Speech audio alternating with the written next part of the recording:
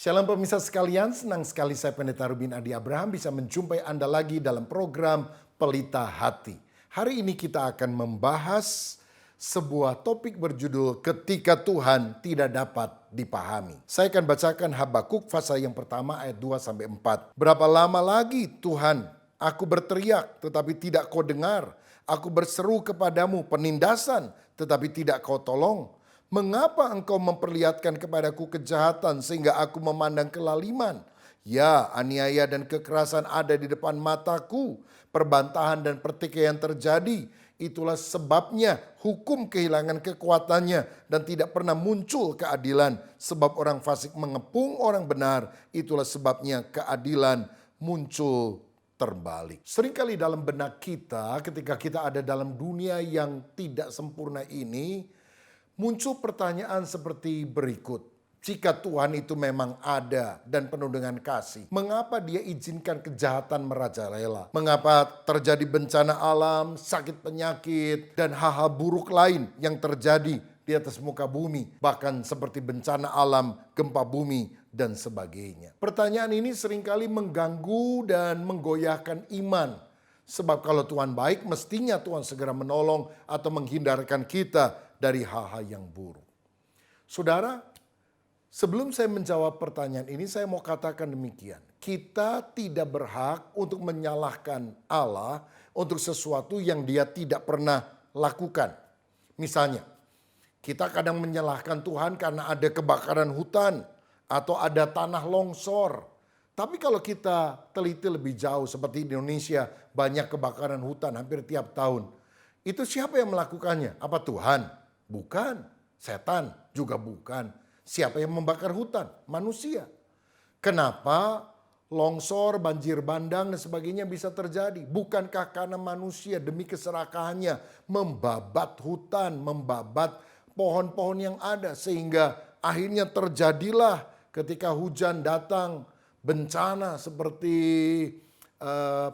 air bah yang menerpa satu wilayah sehingga terjadi longsor dan sebagainya. Ini kan ulah manusia. Jangan menyalahkan Tuhan untuk sesuatu yang tidak Dia lakukan. Lagi pula banyak hal-hal yang buruk ini terjadi karena ulah setan. Alkitab berkata pencuri datang hanya untuk mencuri, membunuh dan membinasakan.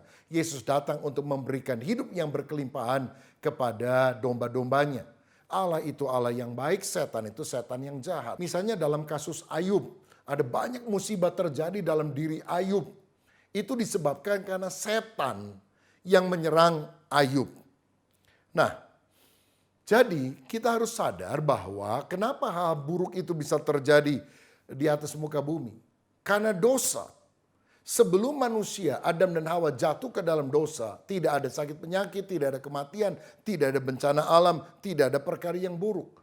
Tapi setelah Adam dan Hawa jatuh ke dalam dosa, dunia ini dan seluruh tatanannya telah rusak, telah ambruk. Sehingga karena tatanan dunia ini sudah rusak akibat pengaruh dosa, hal-hal yang buruk bisa terjadi kapan saja menimpa manusia. Entah bencana alam, musibah, sakit penyakit, dan sebagainya.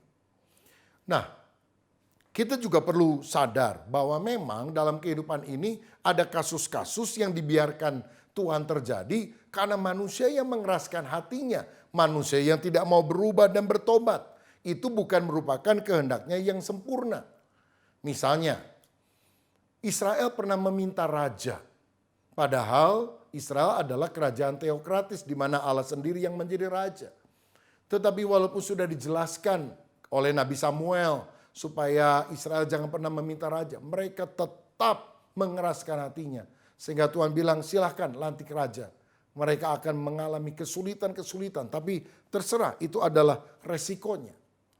Kita juga membaca di dalam Alkitab orang Israel dengan serakah, ngomel karena bosan makan mana roti yang dari sorga. Kalau kita tiap hari dikasih roti dari sorga, waduh, mungkin kita akan sangat takjub, terpesona. Tapi orang Israel lama-lama jadi bosan. Mereka minta daging. Dan dalam Mazmur 106 ayat 14 dan 15. Diceritakan lagi oleh pemazmur tentang kisah itu demikian. Mereka dirangsang nafsu di padang gurun dan mencobai Allah di padang belantara. Diberikannya kepada mereka apa yang mereka minta dan didatangkannya penyakit paru-paru di antara mereka. Jadi Tuhan memberi apa yang mereka minta, yaitu memberikan burung-burung puyuh untuk mereka makan. Dan mereka kadang makan langsung, tidak dimasak dan sebagainya dengan darahnya. Tetapi Tuhan bilang, aku kasih kepada mereka apa yang mereka minta. Tapi aku berikan juga penyakit paru-paru di antara mereka. Penyakit paru-paru didatangkan sebagai hukuman kepada mereka yang mengeraskan hati. Jadi ada hal-hal tertentu yang dibiarkan oleh Tuhan terjadi karena manusia mengeraskan diri. Tetapi ada hal yang lain yang tampaknya buruk yang diizinkan terjadi. Nah, kalau diizinkan berarti Tuhan dalam kedaulatannya ingin memiliki maksud tertentu. Setan bisa melakukan itu sebagai pencobaan, tetapi Tuhan mengubahnya menjadi ujian. Ujian tujuannya supaya naik kelas. Mengapa Tuhan mengizinkan hal-hal yang sulit, hal yang buruk, yang tak terpahami itu terjadi dalam hidup kita? Setidaknya karena 3 alasan. Yang pertama, untuk menguji kita. Masihkah kita mencintai Tuhan ketika keadaannya tidak baik? Kalau lagi senang, lagi diberkati, cinta Tuhan gampang. Tapi apakah kita tetap cinta pribadi Tuhan dan bukan hanya pemberiannya ketika masalah datang? Cinta sejati perlu diuji. Kesetiaan sejati juga perlu diuji. Seperti Ayub pernah dibanggakan oleh Tuhan kepada setan. Kamu lihat nggak? Ada hambaku yang taat, saleh, setia. Setan bilang, ya karena diberkati kan. Coba kalau semua hartanya diambil, semua kenyamanannya ditarik, maka dia pasti akan menghujat engkau. Lalu Tuhan bilang, aku yakin tidak demikian. Oke, kamu boleh coba. Saudara, diizinkan oleh Tuhan. Karena Tuhan yakin bahwa Ayub itu akan tetap setia dan cinta kepada dia. Dan ternyata benar, walaupun Ayub mengalami banyak kesulitan, tapi dia tetap tidak mau menyangkal Tuhan. Dan kemudian dia diberkati 2 kali lipat. Bahkan dalam Ayub 23 ayat 10, Ayub berkata, karena ia tahu jalan hidupku, seandainya ia menguji aku akan timbul seperti emas. Tahukah saudara, emas itu adalah logam mulia. Yang kalau kita pakai, ini tidak bisa 24 karat. Cincin ini misalnya paling 18 karat atau 20 karat. Sebab kalau 24 karat, itu pasti akan mudah penyok. Karenanya harus dicampuri dengan logam lain yang kurang mulia seperti perak atau tembaga. Tetapi seandainya cincin ini dikumpulkan dengan benda-benda yang lain lalu dilebur karena mau dijadikan bentukan yang lain, maka supaya emas itu terpisah dari sesuatu yang kurang mulia, maka harus dibakar dengan api sangat panas. Ya, sebelumnya ditetesi oleh cairan namanya flux dan kemudian dibakar oleh panik emas sampai 1064 derajat Celcius. Itu panas sekali. Ya, kalau mendidihkan air cuma 100 derajat. Kalau memisahkan logam mulia emas dari yang lain 1064. Tapi setelah titik didihnya itu, maka kemudian dimatikan apinya.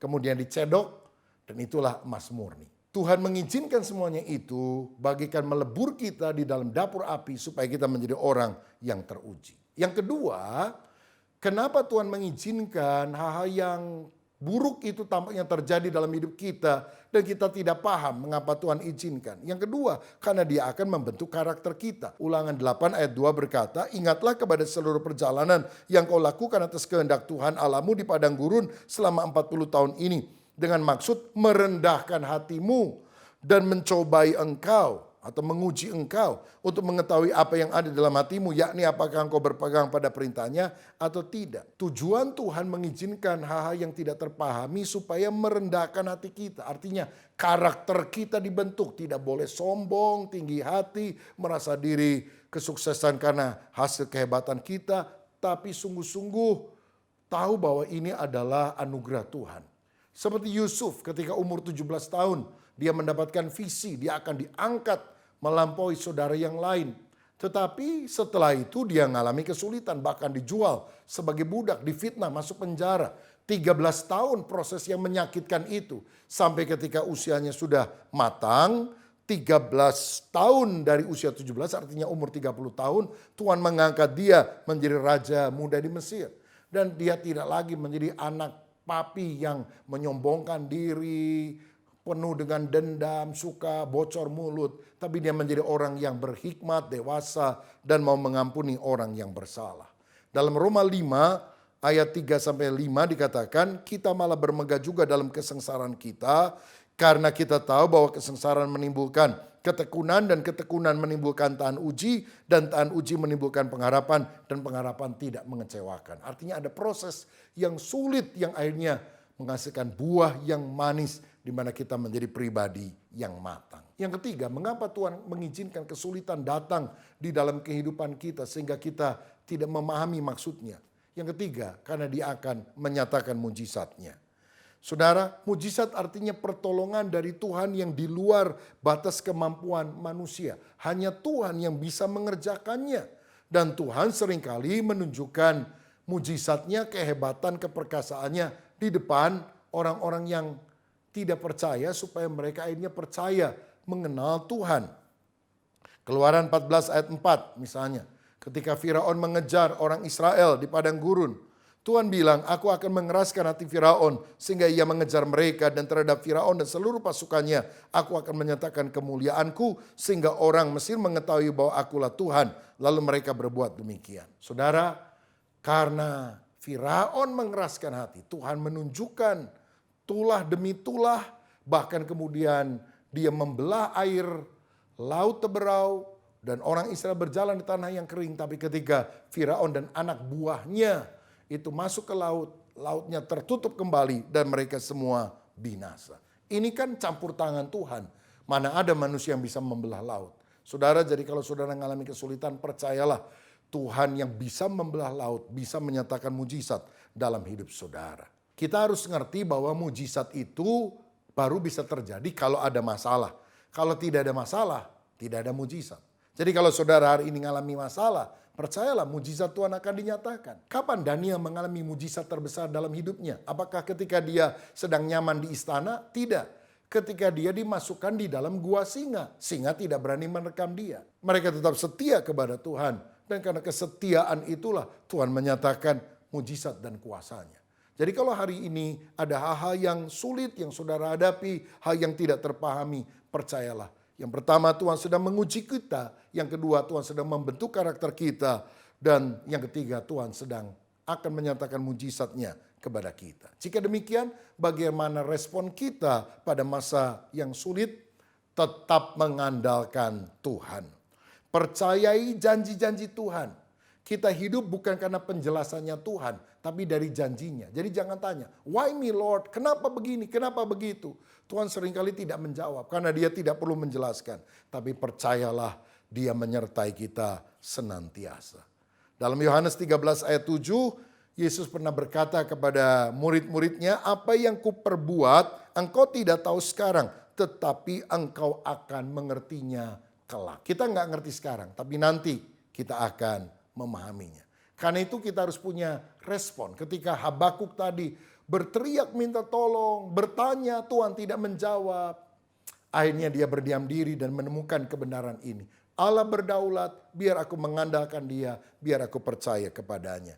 Sehingga di dalam Habakuk fase yang ketiga, ayat 16-19, dia berkata demikian, ketika aku mendengarnya gemetarlah hatiku, mendengar bunyinya menggigilah bibirku, tulang-tulangku seakan-akan kemasukan sengal, dan aku gemetar di tempat aku berdiri. Namun dengan tenang akan kunantikan hari kesusahan yang akan mendatangi bangsa yang bergerombolan menyerang kami. Jadi kesulitan itu dia hadapi.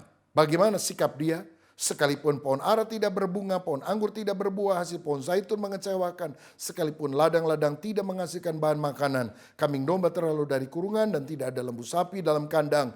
Namun aku akan bersorak-sorak di dalam Tuhan, beria-ria di dalam Allah yang menyelamatkan aku. Allah Tuhanku itu kekuatanku. Ia membuat kakiku seperti kaki rusa. Ia membiarkan aku berjejak di bukit-bukitku. Selalu andalkan Tuhan. Tetap memilih untuk bersuka cita di dalam dia. Bukan karena keadaan, tetapi karena kita adalah anak Tuhan. Maka ada kemenangan di tengah kesulitan. Saudara tidak perlu memahami semuanya, tetapi saudara harus percaya bahwa Tuhan bekerja untuk mendatangkan kebaikan. Bersama dengan kita di studio telah hadir Bapak Himawan Hadiraharja dari Family First Indonesia yang akan berbincang-bincang tentang bagaimana ketika Tuhan tidak bisa kita pahami. Selamat mendengarkan. Salam sejahtera pemirsa yang terkasih, apa kabarnya Anda pada pekan ini? Senang sekali saya Airin Waksajaya kembali menemui pemirsa dalam episode Pelita Hati pekan ini. Pemirsa yang terkasih, pada hari ini kita akan membahas suatu topik yang berjudul Ketika Tuhan Kelihatannya Tidak Dapat Dipahami. Betulkah seperti itu? Bersama dengan kita telah hadir hambanya dari Family First Indonesia, Bapak Pendeta Himawan Hadiraharja. Berikut adalah wawancara kami melalui live streaming jarak jauh. Selamat menyaksikan. Shalom Pak Himawan, saya berharap Bapak sekeluarga dalam keadaan baik dan tidak kekurangan suatu apapun. Ya, salam jumpa Irin dan juga pemirsa dimanapun Anda semua berada. Senang sekali saya Himawan bisa menyapa Anda. Dan kami semua dalam keadaan baik atas anugerah Tuhan. Pak, ada satu pertanyaan yang langsung ke sasaran dan langsung ke tujuannya.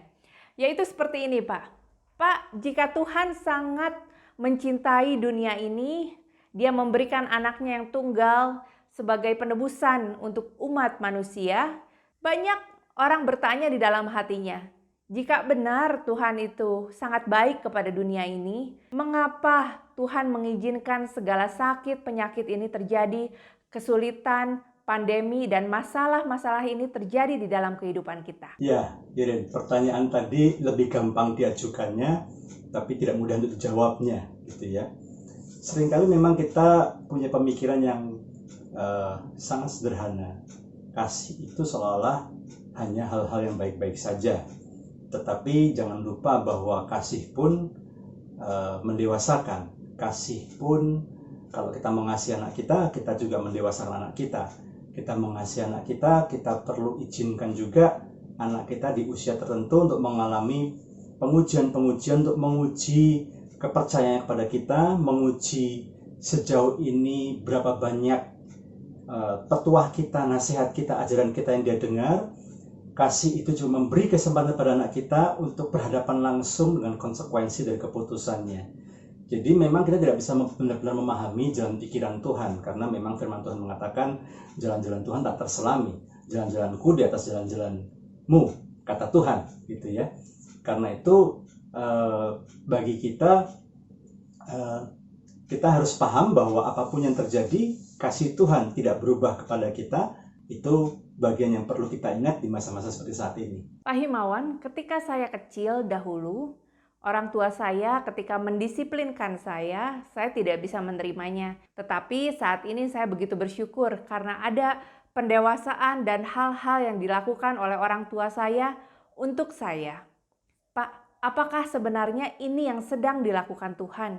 Bahwa saat ini Tuhan sedang mendewasakan kita, yaitu seperti orang tua yang sedang melakukan pendisiplinan kepada anak-anaknya supaya anak-anaknya kelak mendapatkan hal yang terbaik dari semua yang terjadi ini. Benar sekali Irin, kecenderungan manusia memang kurang suka dengan perubahan atau ketidaknyamanan. Dan pasti kalau sudah ada namanya comfort zone, pasti nyanyi lagunya kan, ku ingin tetap begini gitu ya. Agak sedikit maksa ya lagunya ya. Jadi di masa-masa sulit seperti sekarang ini sudah pasti orang-orang yang tidak suka dengan ketidaknyamanan akan mulai gerah dan akan mulai bertanya-tanya. Tapi kita harus tahu pasti bahwa isunya bukan masalah kita perlu tahu jalan pikiran Tuhan atau enggak, karena kita akan sulit mengetahui jalan pikiran Tuhan. Permasalahannya adalah, do we trust God? Kita percaya enggak bahwa Tuhan itu baik? Kita percaya enggak bahwa Tuhan itu seperti seorang Bapa yang luar biasa, yang tahu yang terbaik buat kita? Kita percaya enggak bahwa seperti halnya Bapa di dunia yang mau melihat anak-anaknya terus bertumbuh makin dewasa makin bisa mengatasi masalah sendiri, makin bisa berhadapan dengan konsekuensi keputusannya. Bapa di dunia bisa seperti itu, apalagi Bapa di surga juga rindu melihat kita demikian. Karena itu isunya adalah, do we trust Him? Kita percaya nggak sama Tuhan? Kita percaya nggak bahwa Tuhan nggak akan membiarkan kita jatuh tergeletak? Kita percaya nggak bahwa semua yang Tuhan izinkan terjadi dalam hidup kita itu baik buat kita? Allah bekerja dalam segala sesuatu. Artinya in good or also in bad. Dalam keadaan yang baik maupun juga dalam keadaan tidak baik. Dan semua itu untuk mendatangkan kebaikan buat kita, untuk memproses kita, gitu ya. Jadi supaya kita bisa makin percaya sama Tuhan, yang pertama adalah kita selalu beribadah kepada Tuhan ya, dengan sikap hati yang benar. Yang kedua, kita selalu membaca firman-Nya. Membaca firman, kita berulang kali diingatkan pada kisah-kisah pahlawan-pahlawan iman di dalam Alkitab yang juga melalui masa-masa sulit. Itu mengingatkan kita ya bahwa sifat Tuhan ini konsisten dari dulu, sekarang sampai selama-lamanya. Kalau dulu Tuhan juga menguji Abraham, menguji Yusuf, menguji Daud, menguji Ayub, menguji Daniel, maka Tuhan yang sama juga akan menguji kita, mengizinkan kita untuk diuji dengan berbagai macam masalah. Dan kemudian yang berikutnya lagi adalah kita selalu mengucap syukur. Punya nggak kita hati yang penuh ucapan syukur? Kita biasakan untuk memperkatakan kata-kata berkat. Kita membiasakan untuk memperkatakan kata-kata iman. Kalau itu kita lakukan, maka itu akan membantu kita untuk percaya bahwa kita punya Tuhan yang berdaulat, Tuhan yang pegang kendali, Tuhan yang selalu merindukan yang terbaik dalam kehidupan kita, dan Tuhan izinkan yang tidak enak ini untuk memproses kita menjadi pribadi yang lebih baik. Baik Pak, terima kasih atas penjelasannya. Pak, jadi apakah bagian kita memahami Tuhan atau bagian kita adalah percaya kepada Tuhan? Pertanyaan bagus sekali, Iren. Bagian kita memahami atau percaya? Kalau menurut pandangan saya, dua-duanya diperlukan. Pertama, kita mesti memahami dulu karakter-karakter Allah, sifat-sifat Allah. Kita pahami melalui Alkitab yang kita baca. Kita lihat bagaimana Tuhan bekerja dalam kehidupan dari Abraham, Ishak, Yakub, terus sampai dengan kehidupan Yesus dan para rasul, ya, sampai dengan Paulus dan semuanya. Kita melihat, kita memahami dulu cara kerja Tuhan. Kita pahami dulu sifat-sifat Tuhan. Kita bisa melihat konsistensi Tuhan, karena Tuhan tidak pernah mengizinkan sesuatu yang melebihi kekuatan kita. Tuhan tidak pernah melakukan sesuatu yang tidak sesuai dengan firman-Nya. Tuhan tidak pernah memberikan sesuatu yang bertentangan dengan firman-Nya. Jadi sudah pasti kita mesti memahami Tuhan dalam sisi seperti itu. Tapi kemudian di sisi yang lain kita juga harus percaya. Karena kita harus paham dulu. Karena kita paham, kita mengerti sifat-sifat Allah, kita mengerti cara kerja Tuhan yang luar biasa, maka kita bisa percaya kepada Tuhan. Percaya meskipun sampai hari ini belum ada kejelasan kapan ini semua berakhir. Percaya meskipun saat ini satu persatu orang kita kenal meninggalkan kita karena penyakit yang sedang melanda saat ini. Kita percaya karena kita paham siapa Tuhan, dan sampai kapanpun kita yakin Tuhan tidak akan melakukan sesuatu di luar apa yang Dia firman. Baik Pak Himawan, terima kasih atas penjelasannya. Pak, satu pertanyaan terakhir Pak. Adakah pesan-pesan kehidupan untuk para pemirsa yang sedang menonton acara ini? Adakah hal-hal yang bisa Bapak sampaikan dalam memahami Tuhan di dalam kehidupan kita yang sedang berada di dalam masa-masa sulit ini? Ya, pemirsa setia, apa yang terjadi saat ini sekeliling kita adalah satu bukti bahwa sekalipun kita sudah percaya kepada Tuhan Yesus, kita yakin Tuhan melakukan yang terbaik buat kita, tetap tidak bisa menyangkali ada kesedihan, ada kegundahan yang mungkin sempat kita alami di masa-masa sulit ini. Tapi ini sekali lagi bukti bahwa kita sudah beriman kepada Tuhan pun tidak akan luput dari pengujian. Ingat perumpamaan rumah ya, tidak hanya rumah yang di atas pasir yang kena badai dan hujan, tapi juga rumah yang di atas karang pun juga mengalami hal yang sama. Perumpamaan mengenai pohon misalnya, pohon anggur, tidak hanya yang tidak berbuah yang dipotong, yang berbuah pun dibersihkan, diprune, diproses, sakit pasti, tapi tujuannya supaya berbuah lebih banyak. Artinya bahwa iman kita kepada Kristus bukan berarti kita punya kartu garansi problem free selama hidup kita. Enggak. Kita tetap jangan izinkan proses-proses itu menggoncangkan atau bahkan kemudian menghancurkan iman kita kepada Kristus. Yang kedua, kalaupun kita merasa berduka, bersedih, pahami ini hal yang wajar, tapi yakinlah bahwa Tuhan tuh menampung setiap air mata kita di kirbatnya, dan bahkan pada masa yang indah, Tuhan pasti akan mengubah tangisan kita menjadi sorak-sorai. Dan pada waktunya yang indah, Tuhan pasti akan memberikan terus kekuatan kepada kita untuk kita bisa melalui masa-masa sulit ini, bahkan bukan hanya survive, tapi kita bisa keluar sebagai pemenang selama kita tetap melekat dan mendekat kepada Tuhan. Demikian pemirsa perbincangan kita dengan hambanya dari Family First Indonesia, Pendeta Himawan Hadiraharja. Saya berharap bahwa perbincangan kita ini membawa kita kepada dimensi baru, bahwa dalam masa-masa sulit ini hendaklah kita semakin meneguhkan, kita semakin mendekatkan diri kepada Tuhan. Terima kasih, Tuhan Yesus memberkati. Pemirsa sekalian, saya percaya kita sudah diberkati dengan percakapan ini. Ada masa di mana kita tidak memahami kenapa Tuhan izinkan itu terjadi. Tapi yakinlah, rencananya selalu baik. Kalau ada di antara saudara yang punya beban pergumulan, izinkan saya berdoa untuk Anda.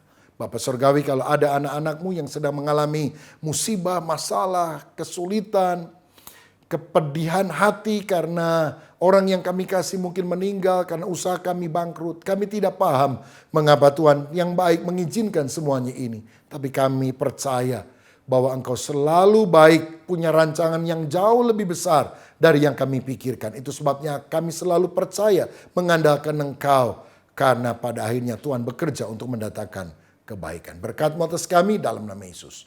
Amin. Di layar kaca ada nomor telepon yang saudara bisa hubungi. Para konselor akan menjawab dan mendoakan Anda. Saya juga mendorong saudara makin cinta kepada Tuhan. Saudara juga bisa membaca Alkitab, berdoa dengan lebih rajin, dan jangan lupa mengklik website atau apps kami karena ada banyak bahan rohani seperti renungan harian, bahan komsel, dan juga khotbah-khotbah yang akan memberkati saudara semuanya. Sampai jumpa pada program yang berikutnya. Tuhan Yesus memberkati Anda. Amin.